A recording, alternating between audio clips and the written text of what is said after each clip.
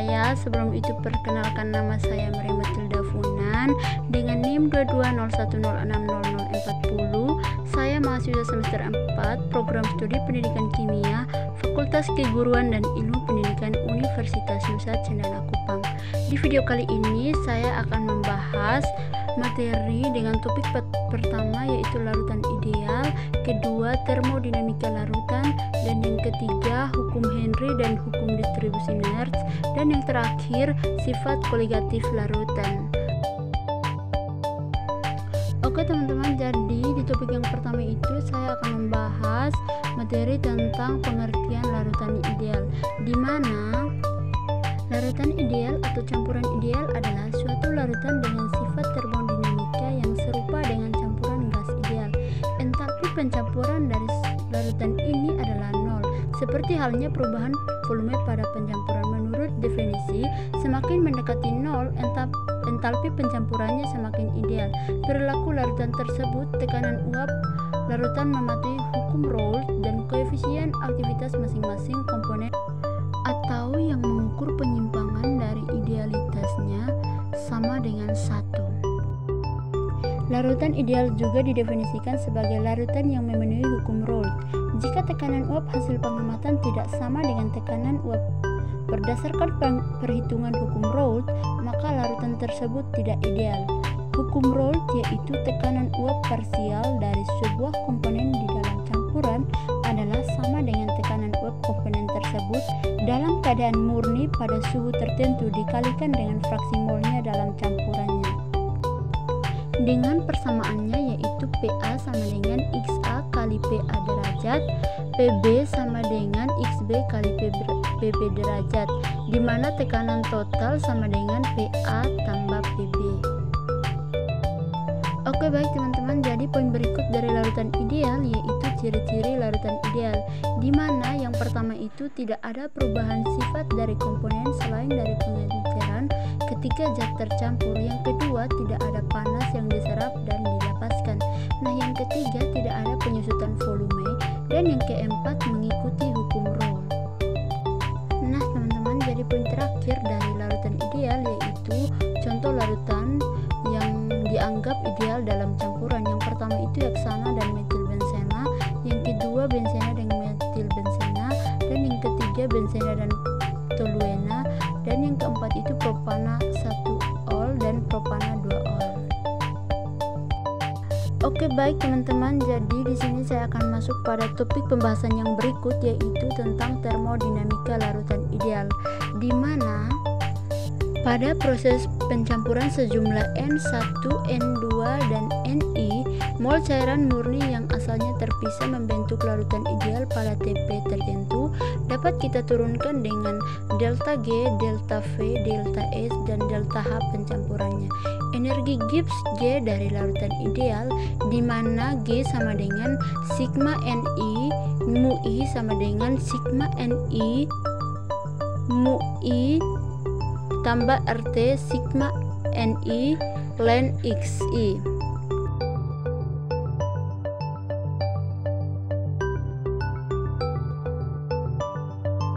Berdasarkan persamaan sebelumnya, delta S mix untuk larutan ideal berharga positif, artinya sistem dalam larutan menjadi semakin tidak teratur. Jadi pada proses pembentukan larutan ideal, dari komponen-komponennya tidak terjadi perubahan volume. Hal ini dapat dipahami mengingat bahwa dalam larutan ideal, selain interaksi antar molekul sama, volumenya juga sama, sehingga ketika dicampurkan tidak ada perubahan volume. Oke baik teman-teman, jadi topik yang berikut atau topik yang ketiga yaitu tentang hukum Henry dan hukum distribusi Nernst, di mana yang pertama itu saya akan membahas hukum Henry. Dalam ilmu kimia, hukum Henry adalah salah satu dari hukum gas yang dirumuskan oleh kimiawan Inggris William Henry yang mempelajari topik tersebut di awal abad ke-19. Dalam publikasinya mengenai kuantitas gas yang diserap oleh air, ia menggambarkan hasil eksperimennya. Oke baik teman-teman, jadi poin yang berikut yaitu rumus hukum Henry. Hukum ini menetapkan hukum antara tekanan parsial PI dari gas murni dan fraksi molnya XI pangkat L dalam pelarut. di mana PI sama dengan XI pangkat L kali KI. Hukum ini mengukur kelarutan gas dalam pelarut cair dengan mana gas berada dalam kontak.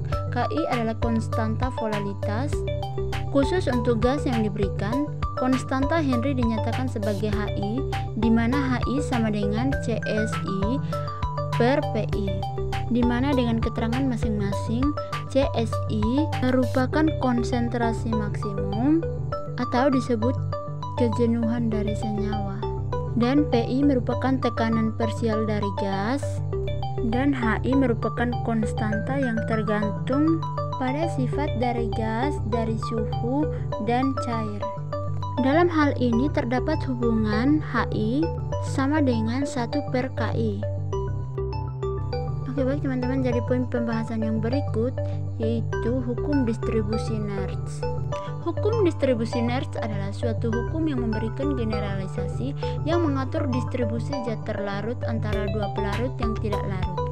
Undang-undang ini pertama kali diberikan oleh Nernst yang mempelajari distribusi beberapa zat terlarut, diantaranya pasangan yang sesuai yang berbeda dari pelarut.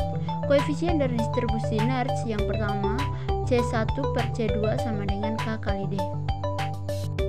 Oke teman-teman, jadi topik pembahasan yang terakhir yaitu sifat koligatif larutan, di mana sifat koligatif larutan merupakan sifat larutan yang tidak tergantung pada jenis zat terlarut, tetapi hanya tergantung pada konsentrasi zat terlarutnya. Dasar dari hukum sifat koligatif larutan yaitu hukum Rolle. Konsentrasi larutan yang pertama itu molaritas. Molaritas merupakan banyaknya mol zat yang terlarut dalam 1 liter larutan. Berikut rumus yang digunakan untuk perhitungan molaritas, yaitu M sama dengan M per MR kali 1000 per volume atau mililiter. Konsentrasi larutan yang kedua yaitu molaritas. Molaritas atau yang disimpulkan dengan M kecil menyatakan bahwa banyaknya mol zat terlarut dalam setiap 1000 gram pelarut. Adapun rumus molaritas yaitu M kecil sama dengan gram per MR kali 1000 per P. Konsentrasi larutan yang berikut yaitu fraksi mol yang disimbolkan dengan X. Fraksi mol menyatakan bahwa perbandingan banyaknya mol zat pelarut dan pelarut terhadap jumlah mol seluruh komponen dalam larutan. Dalam suatu larutan terdapat 2 fraksi mol, yakni fraksi mol pelarut dan fraksi mol terlarut. Rumus dari fraksi mol yaitu XT sama dengan NT per NT tambah NP, ataupun sebaliknya NP sama dengan NP per NP tambah NT.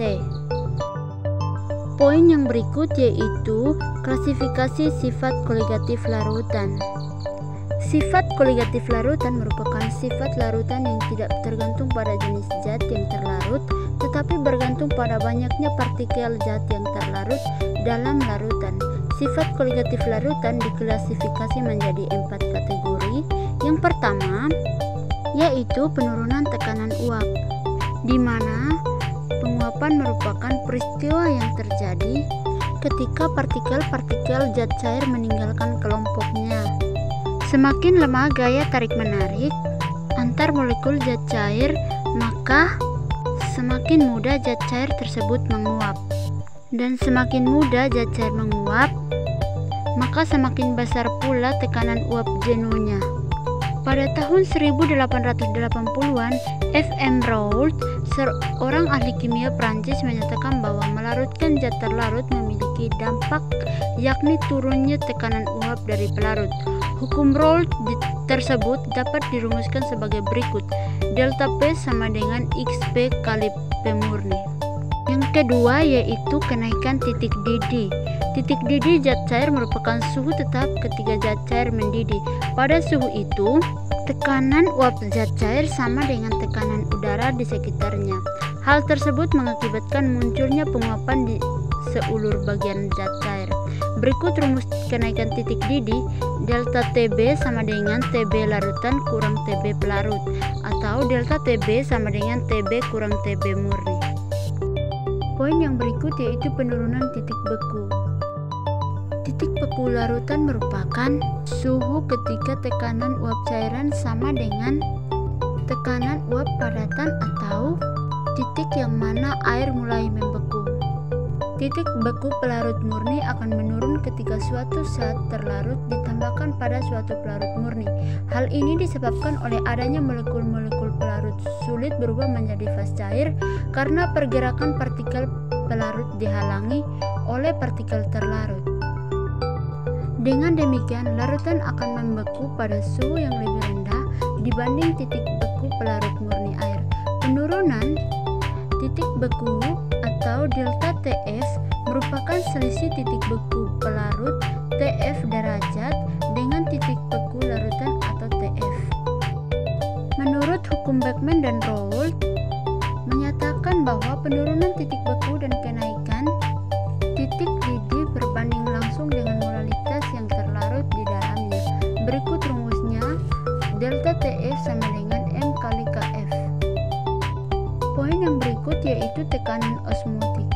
Peristiwa osmosis merupakan proses perpindahan molekul pelarut dari suatu larutan encer ke larutan yang lebih pekat atau dari suatu pelarut murni ke suatu larutan selaku semi-permeabel.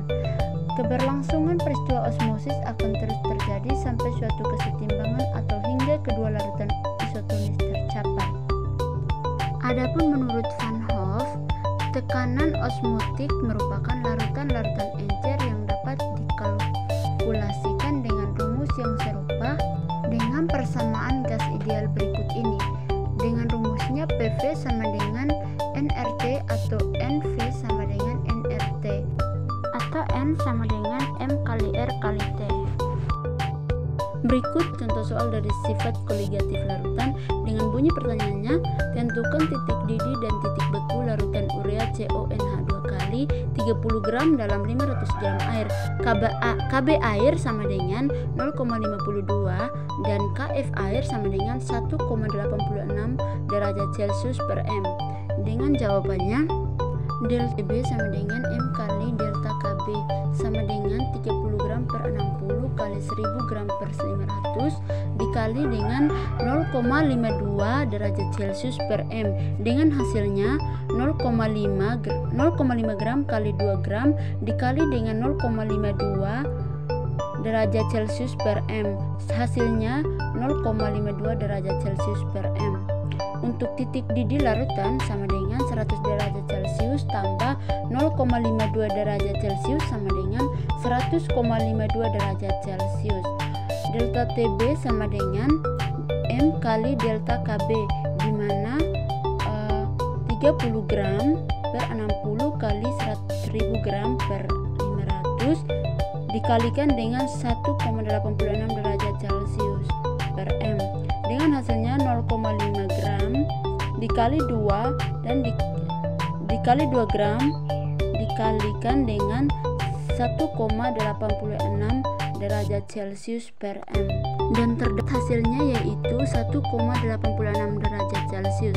Titik beku larutan sama dengan 0 derajat Celcius dikurang 1,86 derajat Celcius sama dengan negatif 1,86 derajat Celcius. Jadi disimpulkan bahwa nilai dari titik beku larutan sebesar negatif 1,86 derajat Celcius.